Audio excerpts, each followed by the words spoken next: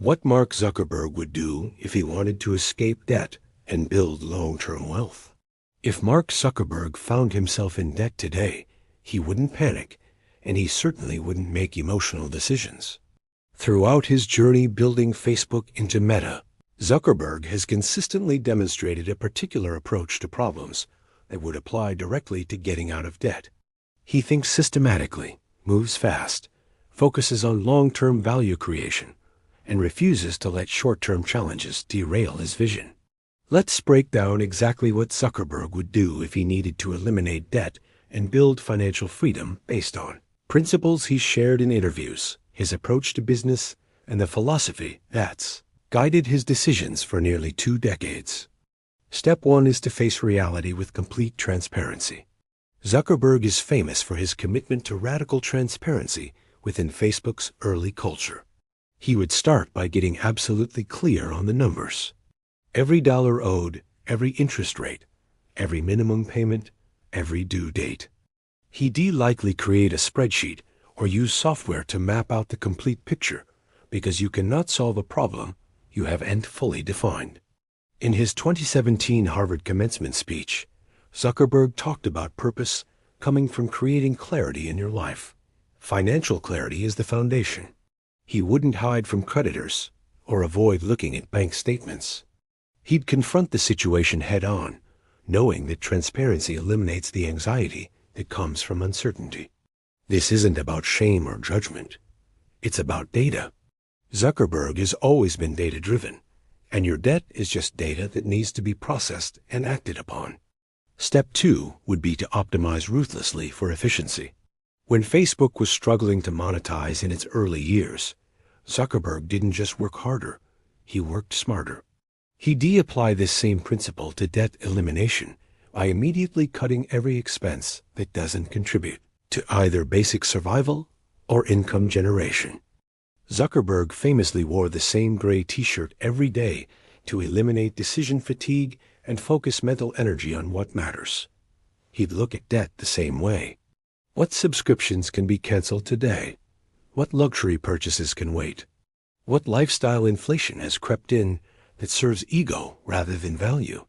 He'd likely create a minimalist budget that maximizes the gap between income and expenses, then automate everything possible.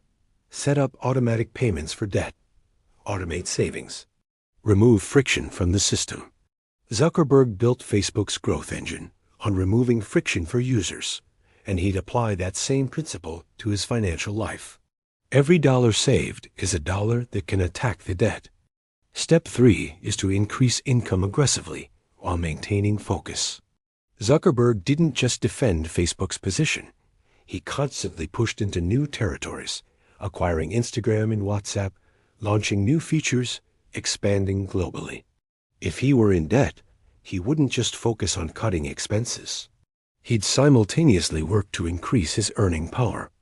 This might mean taking on extra hours, starting a side business, freelancing, or developing new skills that command higher pay. But here's the critical part. He'd do it strategically. Zuckerberg has always been intensely focused on leverage. He wouldn't take on 10 different side hustles that fragment his attention. He'd de-identify the 1 or 2 highest leverage opportunities where his time creates the most value and go all in on those.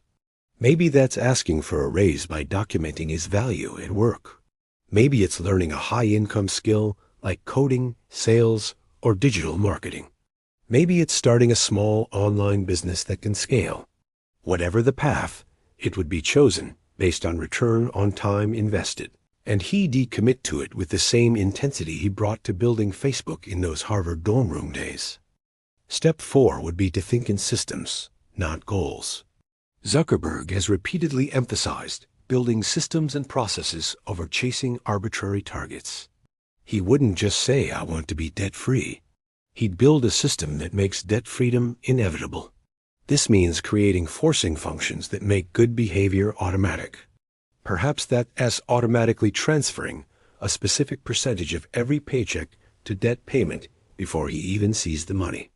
Perhaps it's creating accountability systems, like sharing progress with a friend or partner. Perhaps it's gamifying the process, tracking progress visibly, celebrating small wins. Zuckerberg built Facebook's culture around moving fast and shipping products, creating systems where progress was visible and momentum was maintained. He'd apply this to debt by making progress visible, measurable, and systematic. The goal isn't just to pay off debt, it's to build financial habits and systems that ensure debt never becomes a problem again. Step 5 is to leverage network effects and community. One of Zuckerberg's greatest insights was understanding how networks become more valuable as they grow. If he were tackling debt, he wouldn't do it alone. He'd seek out communities of people on the same journey, whether online forums, local meet groups, or financial education communities. He recognized that surrounding himself with people who have successfully eliminated debt or who are actively working toward that goal would accelerate his progress. He'd learn from their strategies, avoid their mistakes, and benefit from collective wisdom.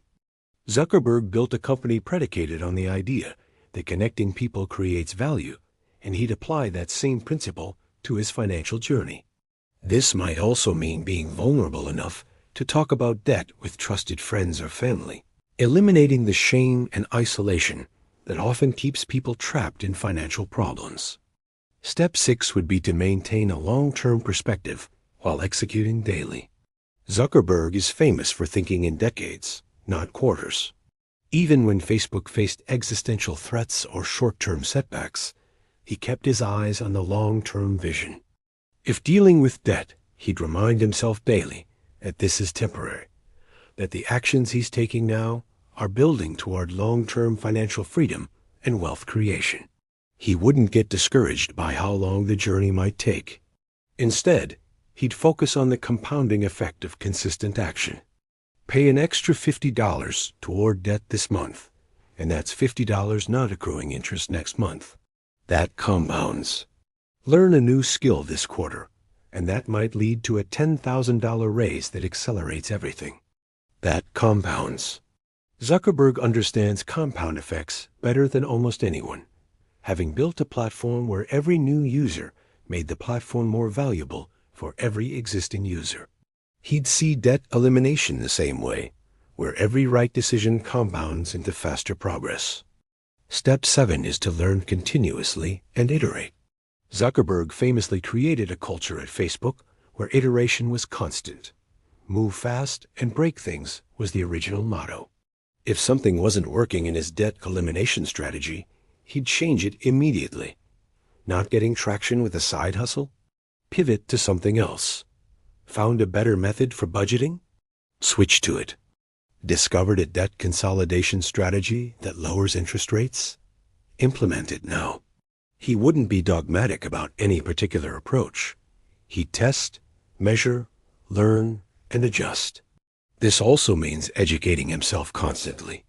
Reading books on personal finance, listening to podcasts from people who've successfully built wealth, learning about investing and tax strategies.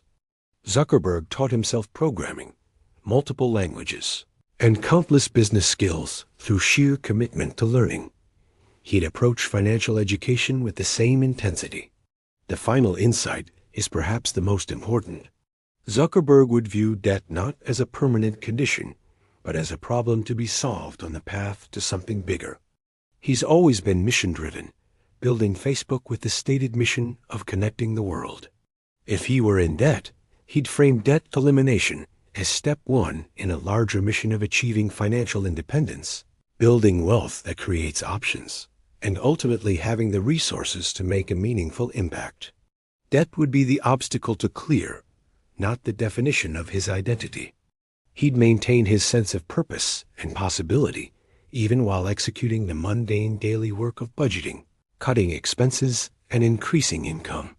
That perspective, that ability to see beyond the present challenge to the future possibility, is what would carry him through the difficult moments when progress feels slow or sacrifice feels hard. Debt is temporary. The systems you build, the skills you develop, and the person you become while eliminating it, those are permanent.